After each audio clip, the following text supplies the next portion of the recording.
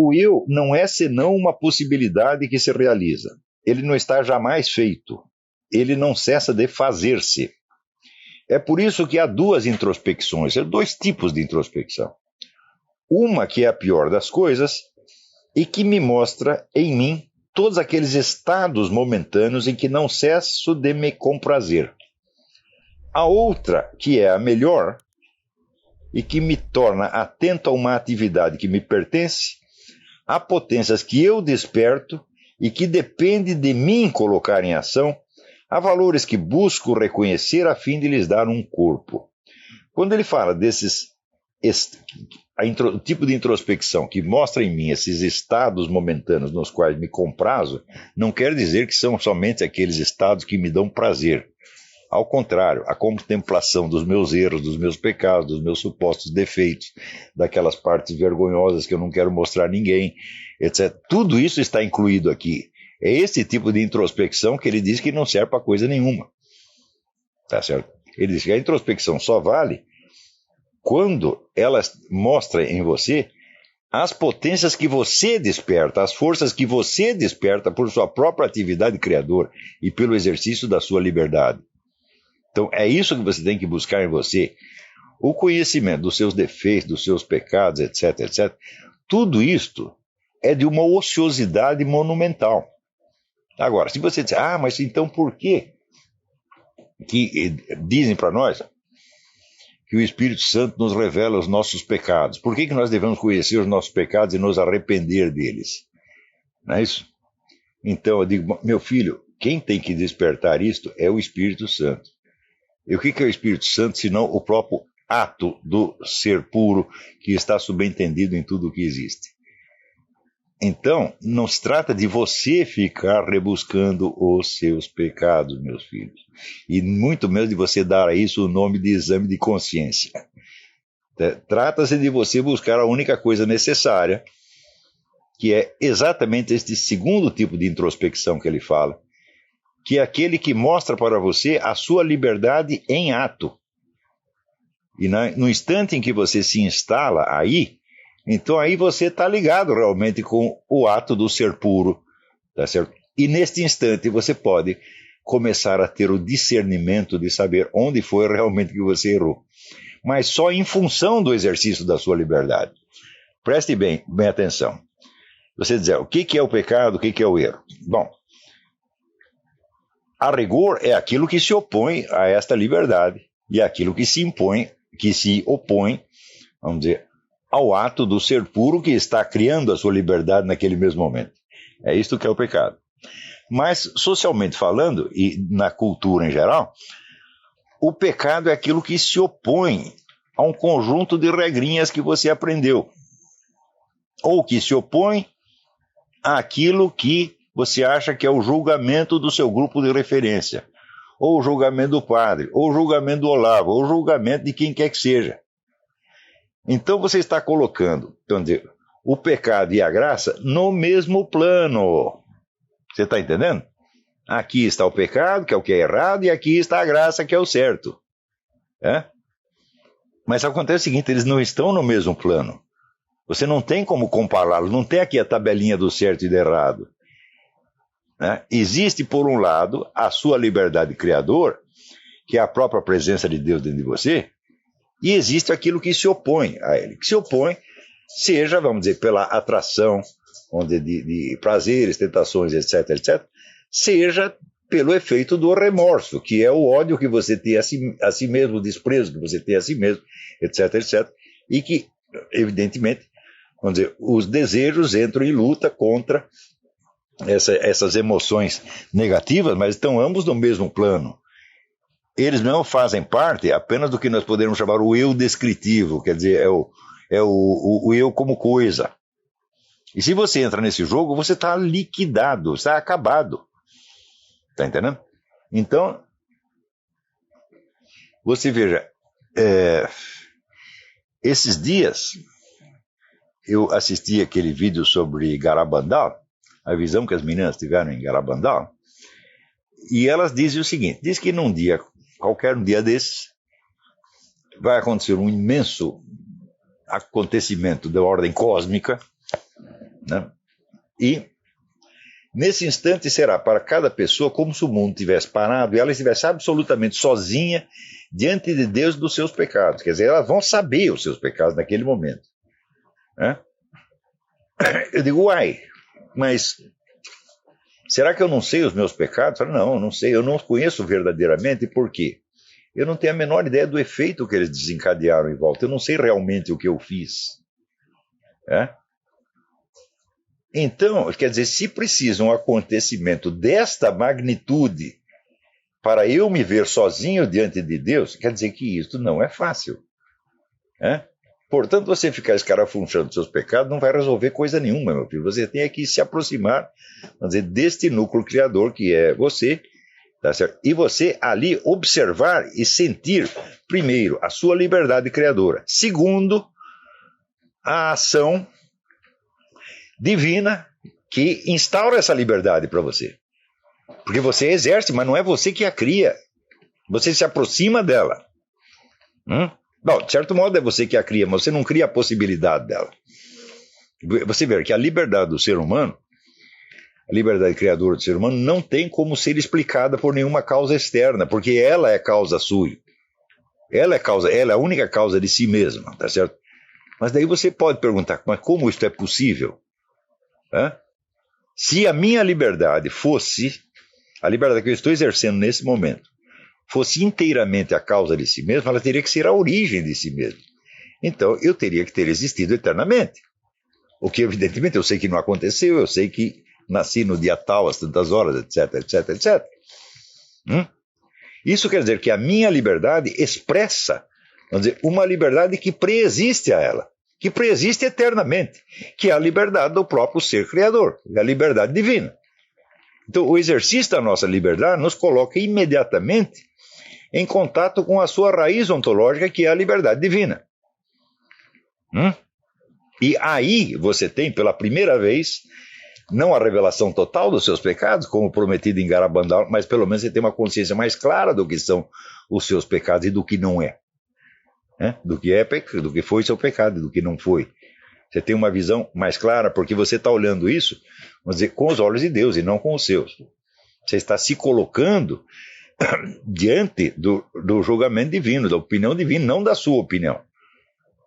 Agora, o que as pessoas fazem normalmente quando elas procuram os seus pecados e fazem o que elas chamam de exame de consciência, elas estão apenas se julgando a si próprias dentro do seu próprio tribunal, nivelando, portanto, o pecado e a graça, como se fossem partes da personalidade dela. E é fácil você entender que isto é uma tremenda blasfêmia. Então, o que está escrito na Bíblia? Buscar primeiro o reino de Deus. Não falou buscar primeiro os seus pecados. Se você não está buscando o reino de Deus, se você não participa dele de alguma maneira, o que você vai fazer com os seus pecados, meu Deus do céu? Então, o esforço tem que ir na direção do conhecimento da força criadora e não dos seus defeitos e não dos seus pecados. E é assim também que você tem que olhar os outros. Os outros seres humanos que você conhece, eles só são humanos porque eles têm essa liberdade. Não é porque eles pertencem à mesma espécie biológica. Aliás, toda a ciência nos ensina, embora nós não precisamos ser evolucionistas, para entender que os limites entre as espécies biológicas não são muito nítidos. Então, não é a identidade de espécie biológica que nos demarca. O que nos demarca é o exercício desta liberdade criadora que nós temos e nenhum animal tem, por mais evoluído, entre aspas, que ele seja. Então, é isso que você tem que olhar nas pessoas. E essa liberdade criadora aparece nelas pelo que nós chamaríamos os seus ideais, por aquilo que elas querem ser, por aquilo que elas concebem de mais alto e de mais nobre que elas estão tentando ser. É só aí que você vai conhecer a pessoa e saber onde ela está. Ela vai estar numa determinada fase, num determinado capítulo da sua luta para incorporar esses valores e para realizá-los aonde? No mundo. E realizá-los no mundo é o quê? É realizá-los para as outras pessoas. Ou seja, é o que elas estão tentando dar aos seus semelhantes que as caracteriza e que as diferencia, e é só por isso que elas podem ser medidas. Estão entendendo? Então, se nós podemos falar de defeitos ou falhas do indivíduo, vamos dizer, são só, vamos dizer, aquelas fraquezas, aqueles elementos passivos que se opõem à sua realização. Não são as fraquezas e pecados, não são elementos substantivos presentes, que estão presentes como está presente fisicamente, sei lá, a cor ou a estatura do camarada. Não é assim. Isso quer dizer que você conhecer, por exemplo, os complexos de infância do sujeito não ajuda a conhecê-lo de maneira alguma. Né? Porque isso seria a mesma coisa que você, né, querer, sei lá, avaliar a qualidade de um sapato pela pedra onde ele tropeçou. Isso não faz o menor sentido. Né?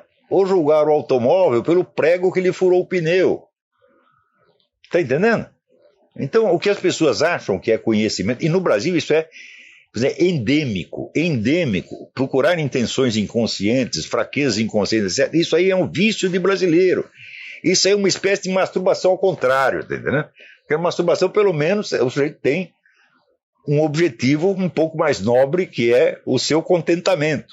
Agora, isso aí é uma masturbação que não é para contentar você, é só para descontentar o outro. E tem gente que acha isso, né, uma delícia. No Brasil, aqui nos Estados Unidos não é tanto. Existe também, mas não é tão maníaco quanto no Brasil. Então é o seguinte, vamos parar já. Tá bom? Então, sobretudo quando você discute com alguma pessoa que lhe parece desprezível, você tem que lembrar o seguinte, que ela só pode ser desprezível porque ela apostou na parte pior dela, em vez de exercer a sua liberdade criadora. Está entendendo? Então, ela é desprezível, não em comparação com a sua digníssima pessoa, mas em comparação com o que ela poderia ser e deveria ser. Portanto, em comparação com as qualidades que estão lá embutidas. Não é isso? Então, é isto. Se você prestar atenção nisso, isso dará para você uma orientação de qual é o tom com que você deve falar com essas pessoas. Porque no Brasil é a coisa mais comum e as pessoas falarem dos outros num tom de desprezo, num tom de superioridade, tentando, por assim dizer, criar uma hierarquia por força das meras palavras. Quer dizer, eu falo de você com mais desprezo, então você está abaixo de mim. Tá certo? E isso é evidentemente uma prestidigitação idiota, né? É mágica besta e não funciona absolutamente. Então, você deve falar com essas pessoas num tom que as machuque. Que as machuque, mas que lembra a elas tudo aquilo que elas poderiam estar sendo e que elas não são. Você está entendendo? Que as machuque não perante você, mas machuque perante o seu juiz interior, que é, vamos dizer, a sua liberdade abandonada e desprezada em troca de besteira. Está entendendo? Claro que não é fácil você aprender a falar nesse tom, mas vai exercitando que um dia tu vai conseguir. Você vai ver que tudo que eu falo dos fulano, assim, é para machucar eles, mas não para fazer eles se sentirem inferiores a mim. Porque o que adianta medi-los por mim? Eles não podem ser eu. Você está entendendo? Mas eu vou lá passar um pito no Mino Carta, eu digo, bom, o Mino Carta nunca vai poder ser o Olavo de Carvalho, ele só vai poder ser um Mino Carta melhor. Não é isso? Portanto, eu mostrar para ele que eu sou superior, eu falo, que vantagem Maria leva? Nenhuma. Está entendendo? Então você tem que mostrar ao cara, olha aqui tudo que você poderia ser e você não está sendo. Está entendendo? Isso dói muito mais do que essa afetação de superioridade, porque essa afetação de superioridade ela é respondida com outra igual e contrária. Não é isso? Você acha que você é superior a mim, mas eu acho que eu sou superior a você. Pronto. Acabou. Agora, eu não posso dizer eu sou superior à minha parte superior. Isso ninguém pode dizer. Está entendendo? Então você tem que fazer o sujeito naquele instante ele lembrar o que ele poderia estar sendo e que ele de alguma maneira traiu ou abandonou. Então você só vai poder criticar o cara se você percebe o que existe de elevado e nobre nele. E daí você pode, como é que se diz, cobrar do sujeito isto. Claro que você não vai falar essas coisas literalmente, como eu estou falando, mas você tem que articular a sua crítica ou até a sua piada, tá certo? de maneira a evocar dentro do sujeito isto. Então, note bem que no primeiro caso, se você fizer afetação de superioridade, o neguinho vai te desprezar em troca. Agora, se você fizer isso com ele, vai acontecer o seguinte: num primeiro momento ele vai te odiar. Mas odiar muito, porque você o humilhou até o fundo. E depois, com o tempo, ele vai começar a pensar. E um dia, se Deus quiser, ele virá te agradecer. Isso quer dizer, você deve falar a esses indivíduos em nome do que existe de belo, de grande e de nobre neles. Mas fazendo de conta que você está fazendo o contrário, que é só uma gozação para humilhá-los em público. Não é para humilhá-los em público, não é perante eles mesmos. Está entendendo? Claro que isso aqui não dá uma receita estilística para você sempre poder acertar. Isso não é fácil, mas vão pensando e vão treinando. E vocês vão ver que a partir de um certo momento as suas palavras doerão muito mais do que qualquer afetação de superioridade que você faça. Mesmo porque a afetação de superioridade é perigosa, porque tão logo você se fez de superior, você se acha inferior. Mas isso é batata, pelo menos comigo acontece. Eu vou lá, arroto importância, e depois digo, mas quem sou eu, pô? Então, tem que sair, vamos dizer, dessa confrontação teatral, porque esse negócio, vamos dizer, do pecado e a graça nivelados fazem parte de um teatro interior, evidentemente. Eles só existem no seu teatro mental, não existem objetivamente. Tá certo? A afetação de superioridade também só existe no seu teatro mental.